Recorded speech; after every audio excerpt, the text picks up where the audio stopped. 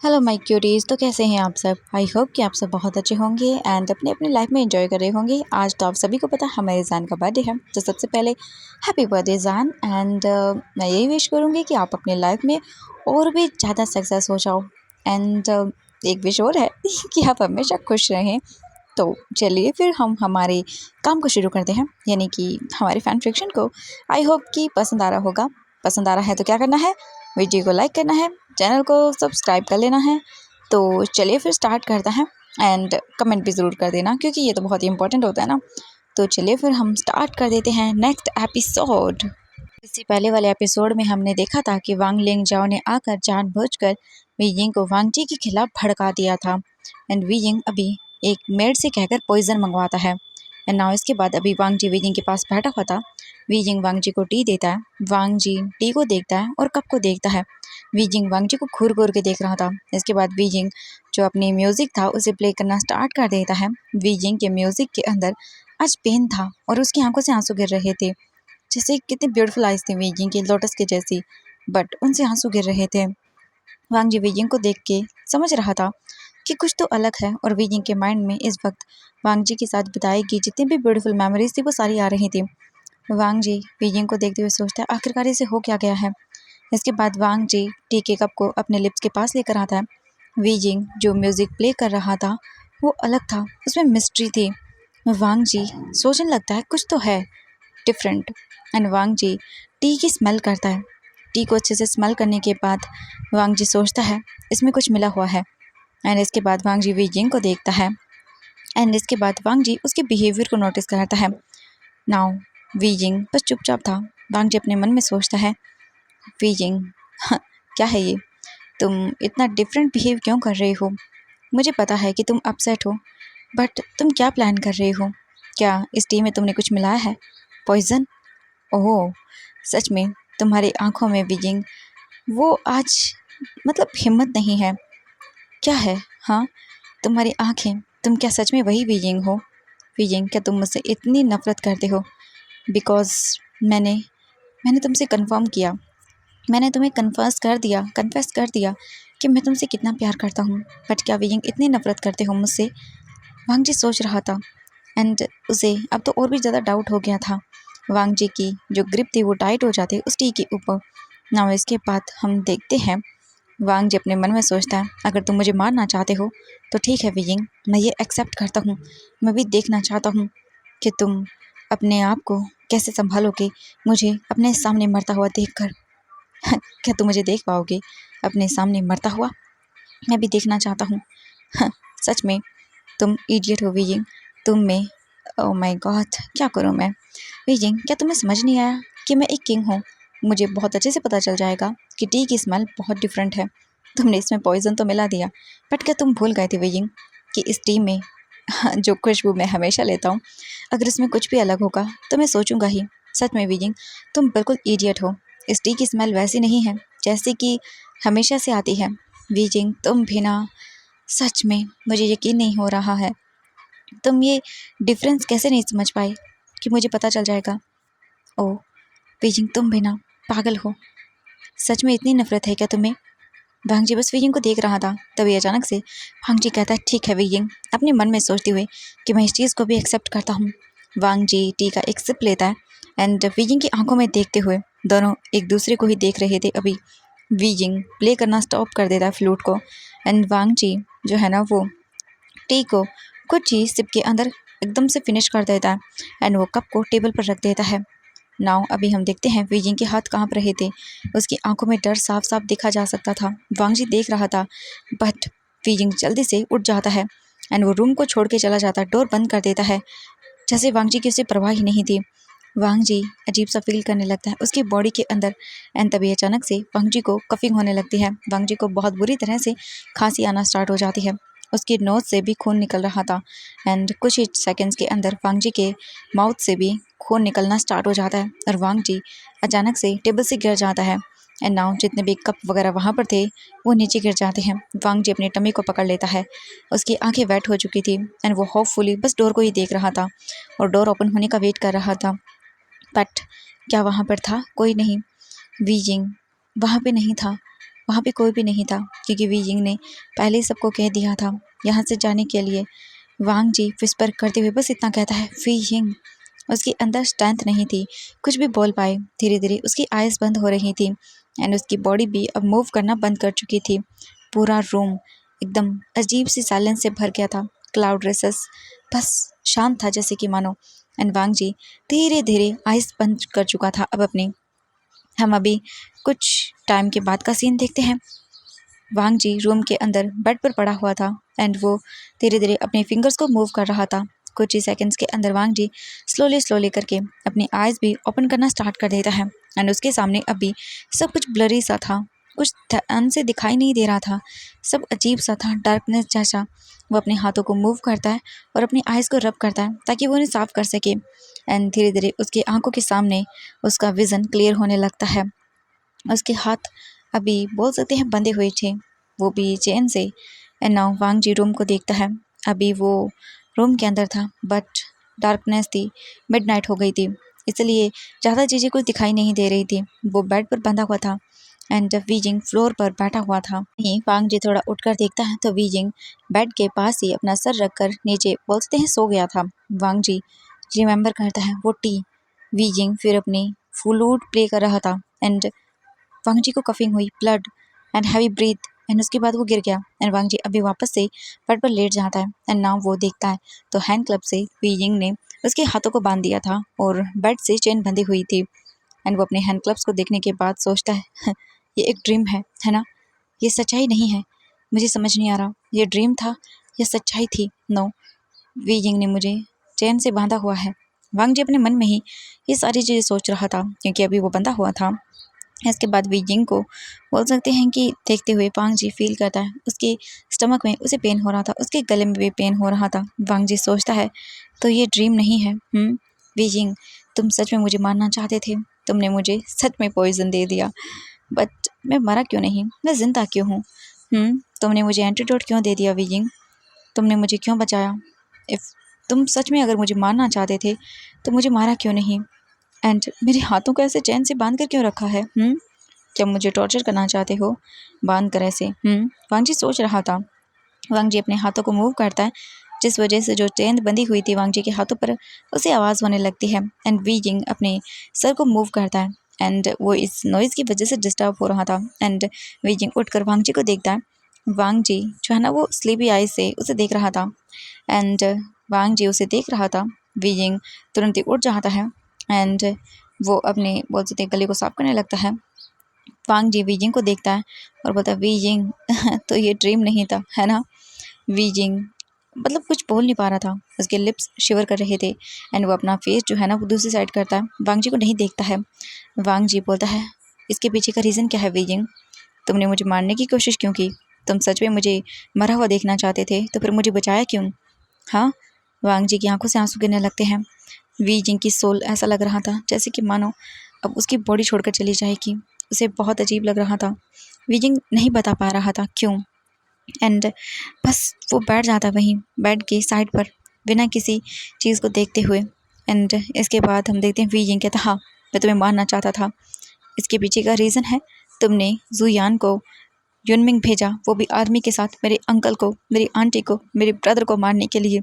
And ये सुनने के बाद वांग जी गुस्से भरी फ्रस्ट्रेशन वाली वॉइस में कहता है व्हाट, ये रीज़न था मुझे मारने का। हाँ, वी जिंग कहता हाँ, बट नाउ मैं तुम्हें दिखाता हूँ कि मैं क्या कर सकता हूँ, मैं तुम्हें आसान मौत नहीं दूंगा एंड तुम्हें यहाँ पर मैं दिखाऊंगा कि मौत कैसे मिलती है, तुम्हें इतना टॉर्चर करूँगा कि तुम बर्दाश्त नहीं कर पाओगे। वांग जी ये सुनने के बाद वी यिंग को कहता है हाँ, ये बिल्कुल भी सच नहीं है, मैं तुम्हें बताता हूँ कि सच क्या है। मैंने सच में तुम इतने बेवकूफ़ कैसे हो सकते हो, मैंने जुयान को युनमिंग भेजा था जियांग फेंगमैन को मारने के लिए नहीं। ये किसने कहा कि मैंने जुयान को जियांग फेंगमैन को मारने के लिए भेजा है, क्या रबिश है। जियांग फेंगमैन ने ये सही है कि टैक्स पे करने से मना कर दिया था और उन्होंने हमारे साथ रिवर का जो पानी है वो देने के लिए मान गए थे वो लोग, और वो अब चाहते थे हमारे साथ इस पे बात करना क्योंकि वो रिवर का पानी हमें देना चाहते थे। एंड ये सुनने के बाद तो वी जिंग एकदम स्टंट रह जाता है, उसके हाथ पैर एकदम कोल्ड हो गए थे, वी जिंग की आंखें गिल्ट से भर गई थी। वी जिंग हेड से लेके पैर तक पूरी तरह से अब बोल सकते गिल्ट से भरा हुआ था। वीजिंग के अंदर इतना करेज नहीं था कि वो वांग जी की आंखों में देख पाए। वांग जी इसके बाद कहता है, जुयान युनमिंग गया था इसी पर्पज से, और मैंने उसके साथ मिनिस्टर को भेजा था युनमिंग सेक्ट जाने के लिए। तुमने सब कुछ गलत समझ लिया और तुमने मुझे मारने की कोशिश की। तुमने मेरी चाय में पॉइजन डाल दिया। विजय की आंखों से आंसू गिरने लगते हैं और वो अपने फेस को अपने दोनों हाथों से कवर कर लेता है। रोते हुए कहता है, तुम झूठ बोल रहे हो, तुम झूठी कहानी बना रहे हो। वांग जी कहता है, मैं झूठ नहीं बोल रहा हूँ और मैं झूठ नहीं बोलता हूँ। विजिंग की बॉडी फ्रीज हो चुकी थी एंड वांग जी विजिंग को देखता है एकदम सीरियस फेस के अंदर। एंड नाउ पूरा का पूरा जो रूम था उसका एटमॉस्फेयर बहुत ही ज़्यादा एकदम डेंजरस हो गया था एंड वो लोग अभी सेम रूम में नहीं रह सकते थे। वांग जी तुरंत ही बेड के ऊपर उठकर बैठ जाता है काफ़ी मुश्किलों के साथ। ना उसकी चेन्स वगैरह मूव करने लगते हैं एंड इससे नॉइस हो रही थी जो कि विजिंग के दिल में एकदम तीर की तरह चुभ रही थी और वीजिंग को इससे हर्ट हो रहा था। इसके बाद वांग जी वीजिंग को देखता है और कहता है, मुझे क्या तुम रिमूव कर दोगे, इन चेन से आज़ाद करोगे, क्योंकि ये मुझे बहुत ही सफोकेशन फील करवा रही हैं। और प्रॉमिस करता हूँ तुम्हें नहीं मारूंगा, क्योंकि मैं तुमसे प्यार करता हूँ। तो मुझ पर ट्रस्ट करो और मेरे हाथों को खोलो। वीजिंग वांग जी को देखता है और उसके बाद वांग जी के पास आता है। ना वीजिंग धीरे धीरे करके वांग जी के हाथों से चेन्स को रिमूव कर देता है अपने कांपते हुए हाथों से। वांग जी अपने आप को देखता है और फ्री होने के बाद वांग जी को थोड़ा कंफर्टेबल लगता है। वांग जी कैसे तैसे करके अपने आप को थोड़ा संभालता है। इसके बाद वांग जी वी जिंग को देखता है और बोलता है, नाउ तुमने मुझे कैसे बचाया, क्या तुम्हारे पास एंटीडोट था? वी जिंग बोलता है, वो मैंने मैंने तुम्हें पॉइजन दिया था चाय में मिलाकर, वो भी चूहों को या इंसेक्ट को मारने वाला।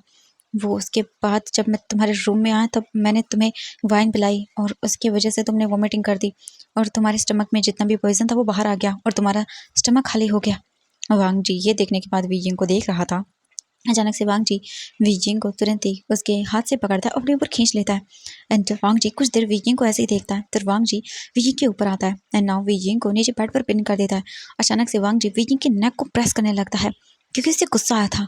वीजिंग ने बिना सच्चाई जाने उसे मारने की कोशिश की। इसके बाद वांग जी वीजिंग को देखता है और उसके बाद कहता है, ये फर्स्ट और लास्ट बार है वीजिंग, अगर मैं मरा तो तुम भी मेरे साथ चलोगे, तुम भी मेरे साथ ही जाओगे वीजिंग। अगर तुम मरे तो मैं भी तुम्हें फॉलो करूंगा, तुम्हारे साथ ही। तुम्हें पता है हम लोग एक रिश्ते में बंध गए हैं और ये रिश्ता जिंदगी भर का है, लाइफ के बाद का भी है। अगर तुम जाओगे तो मैं भी जाऊंगा तुम्हारे साथ, समझ गए ना वीजिंग? क्योंकि हम दोनों हस्बैंड्स हैं और हम दोनों पूरे टाइम साथ रहेंगे। तुम मरे तो मैं मरूंगा, मैं मरा तो तुम भी मरोगे। ये बोलकर वांग जी वीजिंग की नेक को छोड़ देता है और जिसके बाद वीजिंग पूरी तरह से हैविली ब्रीथ लेने लगता है। वीजिंग का फेस रेड हो गया था एंड वो कफिंग कर रहा था। वांग जी बस वीजिंग को देखता है और उसके ऊपर अपनी बैग कर लेता है। वीजिंग अपनी आइज को बस बंद कर लेता है और वांग जी को देखता है। वीजिंग अपनी आंखें टाइट करके बंद कर लेता है। वीजिंग अपने मन में सोचता है, क्यों उसने वांग लिंगजाओ पर यकीन किया, क्यों उसने कर दिया ये? उसे एक बार वांग जी से पूछना चाहिए था क्लियर सब चीज़ें, और अगर कुछ हो जाता तो वीजिंग क्या करता? वीजिंग को कुछ समझ नहीं आ रहा था। इसके बाद वीजिंग बस सोचने लगता है, क्या इतना इनफ था वांग लिंगजाओ? बट वो क्यों करेगी ये सब? उसने क्यों किया? क्यों वीजिंग से झूठ कहा? वीजिंग को कुछ भी नहीं पता था।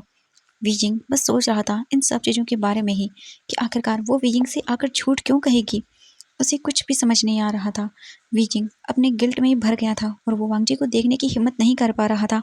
अब यहाँ से एक हम फ्लैशबैक देखते हैं कि क्या हुआ था। वांग जी रूम के अंदर बेहोश गिरा हुआ था। वो कोई मूवमेंट नहीं कर रहा था। उसके नोज से और उसके माउथ से खून निकल रहा था। तभी अचानक से डोर ओपन हुआ और वीजिंग भागते हुए अंदर आया। उसने वांग जी को देखा, फ्लोर पर गिरा हुआ था, कोई हलचल नहीं कर रहा था। एंड ये सब देखने के बाद तो जैसे वीजिंग की सांसें ही रुक गई। वीजिंग जल्दी से भागकर वांग जी के पास आता है, वांग जी के पास बैठ जाता है और वो जल्दी से वाइन का जो बोतल था टेबल से उठाता है और उसके बाद वांग जी को देखता है। वीजिंग बोलता है, ग्वांगजुन। वीजिंग जल्दी से वाइन को अपने माउथ में लेता है एंड इसके बाद वो वांग जी को अपनी गोद में लेकर वांग जी के माउथ के साथ अपने लिप्स को अटैच करता है एंड नाउ इसके बाद वो वांग जी को वाइन पिलाने लगता है अपने माउथ के थ्रू। एंड धीरे धीरे करके 9 मिनट तक वीजिंग वांग जी को वाइन पिलाता है काफ़ी सारी। बट वीजिंग देखता है कि वांग जी वॉमिटिंग नहीं कर रहा था। ये देख कर तो वीजिंग घबरा जाता है और वो बहुत बुरी तरह से रोने लगता है वांग जी का नाम लेकर और वांग जी को बुला रहा था, है वांगजुन तुम नहीं मर सकते, please please Wang ji please. But Wang ji अभी ठीक होने वाला था, बिल्कुल भी नहीं। वांग जी बस वीजिंग को बोल सकते हैं कि क्या ही कहे अब। एंड वीजिंग बस मैस हो चुका था, पूरी तरह से रोए जा रहा था बहुत बुरी तरह से। वीजिंग अचानक से वांग जी के चेस्ट पे बाइट करता है जिस वजह से वांग जी पता नहीं क्यों अचानक से वॉमिटिंग करने लगता है बहुत बुरी तरह से। और वीजिंग अब जाके एक चैन की सांस लेता है। वांग जी बहुत बुरी तरह से वॉमिटिंग करता है, सब कुछ बाहर निकाल देता है एंड काफ़ी वॉमिटिंग करने के बाद उसका स्टमक खाली हो जाता है एंड नाउ अब जाकर वांग जी को अच्छा लगता थोड़ा सा एंड वांग जी बस देख रहा था वीजिंग को अपने ब्लरी आइज से। वीजिंग भी कंटिन्यूसली रोए जा रहा था। नाउ इसके बाद वांग जी अपना हाथ वीजिंग के फेस पर रखता है और वीजिंग को देखता है और इसके बाद वो बेहोश हो जाता है। वीजिंग इसके बाद फिर वांग जी को देख के एक रिलीफ लेता है। वीजिंग फिर अपने आप को क्लीन करता है, वांग जी को क्लीन करता है, उसे बेड पर रखता है और वांग जी को देखता है। वीजिंग फिर वांग जी के नब्स चेक करता है तो हाँ वांग जी स्टेबल था। इसके बाद वीजिंग वांग जी के हाथों को चेन से बांध देता है और खुद नीचे ग्राउंड पर बैठ जाता है, अपना सर बस बेड पर रख लेता है और वांग जी को देखने लगता है और ऐसे ही करके वो सो गया था। नाउ अभी हम नेक्स्ट मॉर्निंग का सीन देखते हैं। नेक्स्ट मॉर्निंग होती है, वांग जी उठता है बेड से तो उसे काफ़ी डिजीनेस फील होती है क्योंकि उसे पॉइजन दिया गया था और वांग जी ने कोई मेडिसिन नहीं ली थी और उसने कुछ खाया पिया भी नहीं था, जिस वजह से उसे डिजीनेस फील हो रही थी, चक्कर आ रहे थे उसे। इसके बाद वांग जी सीधा वहाँ से बाथरूम में चला जाता है। वांग जी बाथ लेके बाहर आता है, रोब को पहनता है, एक बार वीजिंग को देखता है और वांग जी से अब रहा नहीं जा रहा था इस रूम के अंदर। वांग जी को वो बात अंदर से खाया जा रही थी कि वीजिंग ने उसे मारने की कोशिश की। इसके बाद तुरंत ही वांग जी वहाँ से निकल जाता है, वो डाइनिंग रूम में आता है, खाना खाता है और जल्द से जल्द वहाँ से निकल जाता है। नाउ वांग जी जा चुका था अपने कामों को करने के लिए। अभी हम वीजिंग को देखते हैं। पूरे 11 बजे वीजिंग उठता है और उठने के बाद उसे रियलाइज होता है कि वो लेट हो गया है। वीजिंग फिर उसके बाद रेडी होता है, रेडी होकर बाहर आता है एंड वीजिंग आकर डाइनिंग रूम में बैठ जाता है। कुछ टाइम के बाद सर्वेंट्स वीजिंग को खाना सर्व करते हैं, वीजिंग खाना खाता है बट जो गिल्ट था ना वो वीजिंग को छोड़ नहीं रहा था, उसे गिल्ट अंदर से खाया जा रहा था। एक सर्वेंट आकर वीजिंग को इन्फॉर्म करती है कि हमें एम्परर ने कहा है आपको जो एम्प्रेस का प्लेस है वहाँ पर ले जाया जाए, एम्प्रेस के महल में, आप अब से यहाँ नहीं रहेंगी और उन्होंने कहा हम आपको इन्फॉर्म कर दें। वीजिंग ये सुनने के बाद एकदम शॉक रह जाता है एंड वो सर्वेंट को देखता है। वीजिंग का माइंड अभी प्रोग्रेस नहीं कर रहा था कुछ भी। वीजिंग देखकर बोलता है क्या हैंगवांग जो ने कहा है? वो बोलती जी हाँ, हमें उन्होंने कहा है कि हम आपको बोल दें कि अब से आप जो एम्प्रेस का पैलेस है वहाँ पर रहेंगी। वीजिंग अपनी आइज़ को बंद कर लेता है और वो सोचता है हैंग वांगचुन अपसेट है, शायद मेरी ही वजह से है, वो मुझसे गुस्सा है। वीजिंग सोचता है, फिर वो हाफ माइंड से ही सर्वेंट को देखता है और कहता है ठीक है मैं चलता हूँ। इसके बाद अपने कुछ सर्वेंट के साथ वीजिंग वहाँ से निकल जाता है एम्प्रेस पैलेस के लिए। वीजिंग एम्प्रेस के पैलेस आता है। कोर्टयार्ड में जैसे ही वो आता है वहाँ की जो सर्वेंट्स थी वो वीजिंग को देखने के बाद काफ़ी खुश हो जाती हैं। वीजिंग के पास आती है और कहती है मास्टर वी, हम बहुत खुश हैं आपको देखने के बाद, हमने आपको बहुत मिस किया, क्या आपने हमें मिस किया? वीजिंग अभी अपने ठीक प्लेस में था ही नहीं, ना ही अपने माइंड में था। वीजिंग को याद आ रहा था कि वांगजी ने उसे कहा था कि वो हमेशा वीजिंग को अपने पास अपने महल में रखना चाहता है और आज वांगजी ने वीजिंग को अपने आप से दूर कर दिया। शायद ये वीजिंग की ही गलती थी। तभी वो सर्वेंट्स कहती हैं मास्टर वी, क्या आप अपसेट है? वीजिंग अपने आइज को ओपन करता है और बोलता नहीं। वो बोलती हैं क्या आपने हमें मिस किया? वीजिंग बोलता हाँ, बट वो जितनी भी सर्वेंट्स थी वो देख लेती है वीजिंग को और कहती हैं क्या कुछ हुआ है? आप अपसेट क्यों है? क्या हैंग वांगचुन ने आपको डांट दिया है? आप परेशान लग रही हैं। वीजिंग बोलता है नहीं कुछ भी नहीं है। वो बोलती है प्लीज़ हमें बताइए, हम आपकी मदद कर सकते हैं, आप बहुत ही दुखी लग रहे हैं। वीजिंग देखता है उन्हें और उसके बाद वो टेरी आइज से कहता है मैंने एक गलती कर दी जिस वजह से हैंग वांगचुन मुझसे नाराज़ हो गया है। ये सुनने के बाद वो कहती हैं अरे आप आइए। वीजिंग को वो कोर्टयार्ड में लेके जाते हैं, वहाँ पर चेयर पर बैठाती हैं। एक सर्वेंट वीजिंग के हाथों पैरों को मसाज करने लगती है और एक वीजिंग को खाना खिलाने लगती है, उसे फ्रूट्स वगैरह खिला रही थी।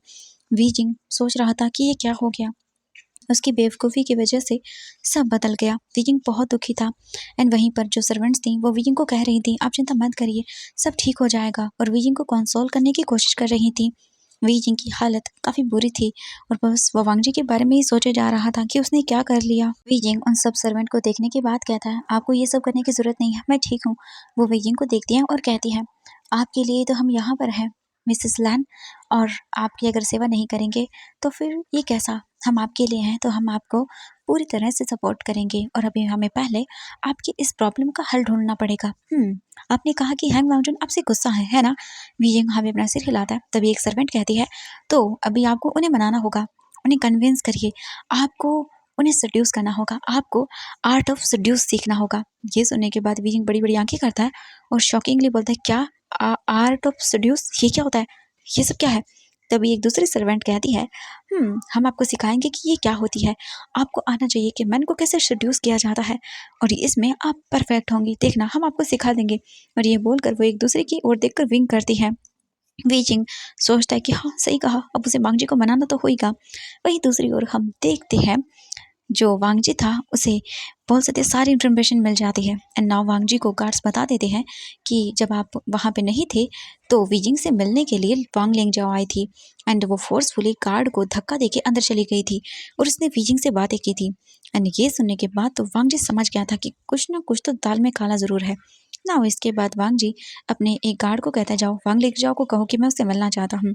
एंड इसके तुरंत ही बाद सर्वेंट चला जाता है वांग लेंगजाओ को बुलाने के लिए ना। वीजिंग अभी उन सर्वेंट्स के साथ था एंड वांग जी अभी बोल सकते हैं वेट कर रहा था वांग लिंगजाओ का। एंड वही वांग लिंगजाओ तो जब उसे पता चलता है कि वांग जी उससे मिलना चाहता है तब तो भाई वो बहुत ही जल्दी से अच्छे से रेडी होती है एंड वो काफ़ी ब्यूटीफुल कपड़े पहनती है एकदम रिवीलिंग वाले। उसके ऊपर आउटर रोब पहन लेती है ताकि वो किसी को दिखाई न दे। एंड कुछ टाइम के बाद हम बोल सकते हैं कि वो अच्छे से अपने आप को रेडी करके वांग जी के बोल सकते हैं रूम के पास आती है ना। फिर इसके बाद डोर ओपन करके अंदर चली जाती है और डोर को लॉक कर देती है। वो तो बहुत एक्साइटेड थी, चलो उसका जादू चल ही गया। तो वो तो वांग जी के पास जाती है और उसके बाद वो काफ़ी एक्साइटेड होकर कहती है हैंग वांगजुन आप कैसे हैं, आप ठीक तो है ना। एंड ये सुनने के बाद तो वांग जी वांग लिंगझाओ को घूरते हुए कहता है मेरी मैरिड लाइफ के अंदर इतनी सारी प्रॉब्लम क्रिएट करने के बाद तुम पूछ रही हो। एंड ये सुनने के बाद तो वांग लिंगझाओ शॉक रह जाती है। वो बोलती है कि हैंग वांगजुन ये आप क्या बोल रहे हो। वांग जी उसे घूर के देख रहा था और वांग जी की आंखों में अभी गुस्सा था। वांग लिंगजाओ कहती है ऐसा ऐसा कुछ भी नहीं है। वांग जी गुस्से में उसे देखते हुए कहता है क्या तुमने विंग को ये बताया था कि मैं उसके अंकल और आंटी को मारने के लिए शुआन यू को जियांग सेक्ट भेज रहा हूँ। ये सुनने के बाद वो कहती है नहीं ऐसा कुछ भी नहीं है वांगजुन, आपको उस विचिंग ने ये बताया ना, वो झूठ बोल रहा है। वांग जी उसे घूरते हुए देखता है और कहता है उसने तो मुझे कुछ बताया ही नहीं, मुझे तो गार्ड्स ने बताया। ये सुनने के बाद तो वो और शौक, वो बोलती नहीं है वांगजुन मैंने ऐसा कुछ भी नहीं किया और गार्ड्स आपको झूठ बोल रहे हैं, ऐसा कुछ भी नहीं है। वांग जी को इतना गुस्सा आता है ये सब सुनने के बाद। वांग जी तुरंत ही जाता है और वांग लेके जाओ के नेक पकड़ता है और उसे प्रेस करता है वॉल के ऊपर। एंड वांग जी की स्ट्रेंथ बहुत ज़्यादा अच्छी थी एंड वो तो सांस लेने में प्रॉब्लम क्रिएट होने लगती है उसे, तो वो बार बार अपने आप को छुड़वाने की कोशिश कर रही थी बट वांग जी के आगे वो कुछ भी नहीं थी। इसी वजह से वांग जी उसे और प्रेस करता नेक को एंड तभी वो बोलती हाँ मैंने किया था। हम ये सुनने के बाद वांग जी उसे फेंक देता है फ्लोर पर एंड वो नीचे जाकर गिरती है। वांग जी उसे देखकर बोलता तुमने ऐसा क्यों किया, क्यों किया ऐसा। ये सुनने के बाद वो कहती है वांगजुन कल कल जब मैं आज मतलब मॉर्निंग को आपके पास आई थी आपके पैलेस पर मिलने के लिए, मैं आपके रूम के पास आई थी तभी मुझे अंदर से आवाज़ सुनाई थी कि आप वीजिंग से क्या बात कर रहे थे। मैंने वो सारी चीज़ें सुनी और मेरे दिमाग में एक आइडिया आया आपको और वीजिंग को अलर्ट करने का, क्योंकि आप उससे जियांग सेक्ट के बारे में बात कर रहे थे। तो मुझे आइडिया आ गया, मैं इससे पहले कि आप मुझे देख पाते वहाँ से निकल गई, अपने पैलेस पर वापस आ गई और मैंने अपने प्लान को अंजाम दिया। आपके वहाँ से जाने के बाद कुछ टाइम के बाद ही मैं वीजिंग से मिलने के लिए गई, बट उससे पहले मैंने जियांग सेक्ट भेजा जाने वाला जो लेटर था वो सीक्रेटली रीड कर लिया था ना। इसके बाद मैंने वीजिंग को आधा सच बताया और आधा झूठ। मैंने उसे कह दिया कि आपने जुयांग को भेजा है जियांग सेक्ट उसके अंकल आंटी को मारने के लिए, और मैंने उसे झूठ बताया ताकि वो आपसे गुस्सा हो और आप उसे गुस्सा हो जाओ एंड उसके बाद आप दोनों अलग हो जाओ। वांग जी को इतना गुस्सा आता है, उसका खून खौल रहा था। उसकी लाइफ कितनी अच्छी थी बट इसने तो उसकी लाइफ को एकदम से बर्बाद कर दिया। वांग जी गुस्से में वहाँ पर एक बाज उठाता है और वो सीधा वांग लिंगजाओ के पास फेंक देता है।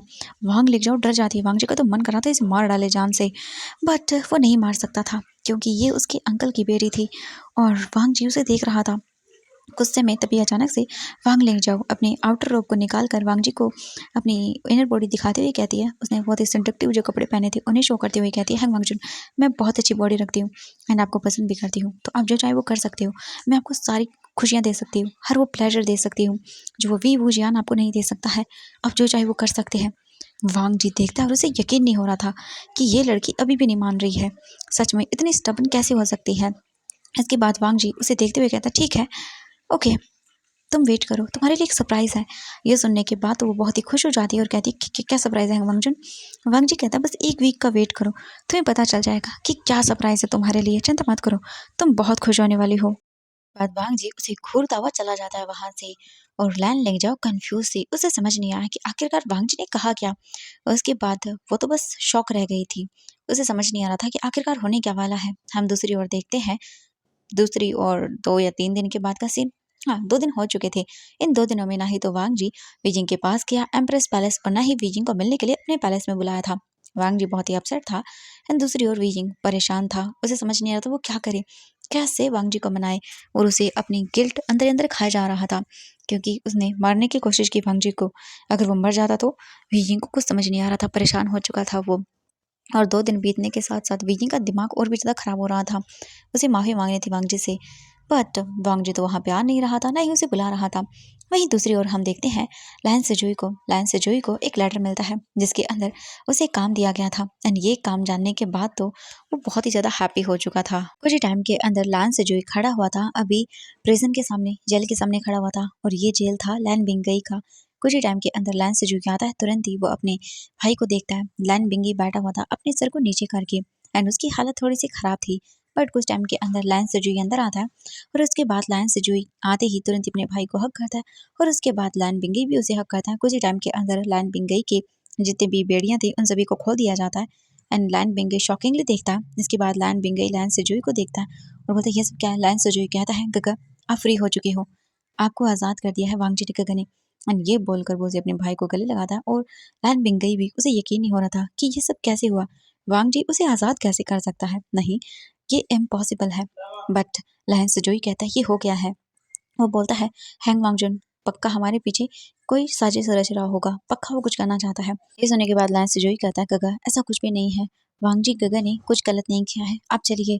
इसके बाद लैन सिजोई के साथ लैन बिंगई बाहर आता है। इतने सालों के बाद वो जेल से निकलने के बाद बाहर रहा था, सारी चीजों को देख रहा था एंड काफी ज्यादा इमोशनल भी था क्योंकि उसे जेल में कैद हुए काफी साल हो चुके थे, जिस वजह से वो बहुत इमोशनल हो रहा था क्योंकि इतने टाइम के अंदर अगर कोई भी जेल से बाहर आएगा तो ऑब्वियसली इतना इमोशनल होना तो उसका बनता है। इसके बाद लैन सिजोई लैन बिंगई को लेकर क्वार्टर में वापस आता है। उनकी मदर भी वहीं पर थी। अपने बड़े बेटे को देखने के बाद वो काफी खुश हो जाती हैं और इमोशनल होकर उन्हें हग करती हैं। उनके पूरे फेस के ऊपर उन्हें किसेस करती हैं, बट उनकी बॉडी पर काफी निशान भी थे।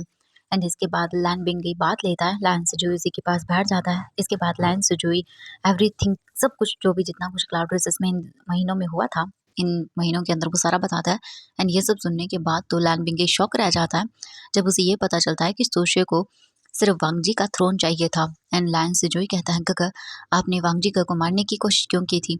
इसके बाद लैन बिंगई कहता है मुझे लैन सोशे ने कहा था कि हैंग वांगजुन हमारी मदर को मारने की कोशिश कर रहा है एंड नाउ उसने हमें भी मारने की कोशिश की एंड वो हमारा स्टेप ब्रदर होने की वजह से ही ये सब कर रहा है ताकि उसे थ्रोन को पाने में कोई प्रॉब्लम ना हो। सोशे ने भी मुझे काफ़ी सारे सबूत भी दिखाए थे जिस वजह से ही मैंने हैंग वांगजुन के अगेंस्ट जाने के लिए वो सब किया और मैंने बस उसे हार्म करने की कोशिश की क्योंकि मैं नहीं चाहता था वो हमारी हैंग वांगजुन छोटी सी फैमिली को बर्बाद कर दे। ये सुनने के बाद लायन सिजोई कहता है वो सब गलत है, सोशे ने आपको गलत कहा है। वो हैंग वांगजुन का थ्रोन चाहता था इसलिए उसने आपको मैनिपुलेट किया और आपके और गगा के रिलेशनशिप पहले काफ़ी अच्छे हुआ करते थे, इसलिए सोशे ने आपको मैनिपुलेट किया ताकि आप वांगजी गगा के पूरी तरह से अगेंस्ट हो जाओ। अंडरस्टैंडिंग आप दोनों के बीच में क्रिएट हुई और आपने वांगजी गगा को मारने की कोशिश की, इसी वजह से सब कुछ गलत हो गया और आप जानकर ये हैरान होंगे कि उन्होंने कभी हमारे साथ गलत नहीं किया। आप देख सकते हैं हम बिल्कुल सेफ हैं और फाइन हैं।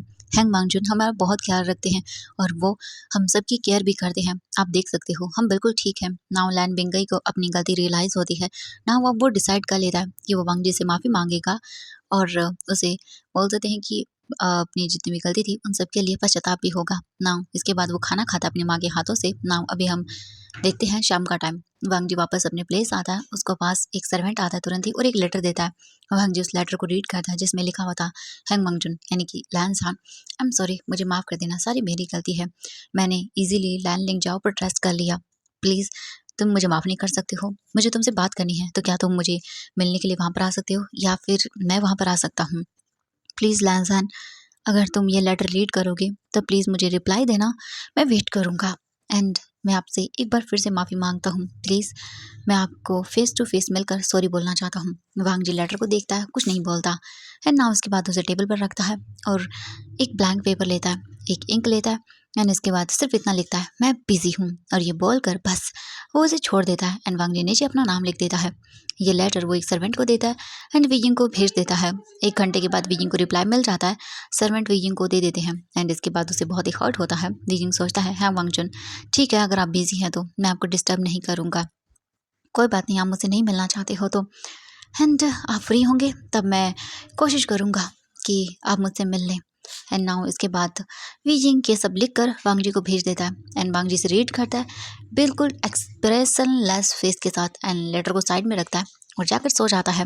नाउ ऐसे ही करके एक वीक गुजर जाता है। नाउ एवरीवन, आज के लिए बस इतना ही। हम नेक्स्ट फिर चैप्टर में मिलेंगे। Bye bye everyone. I hope कि स्टोरी पसंद आ रही होगी। तो मिलने वाले हैं। Bye bye. बहुत ही जल्द एक अमेजिंग चीज़ होने वाली है। Bye bye everyone.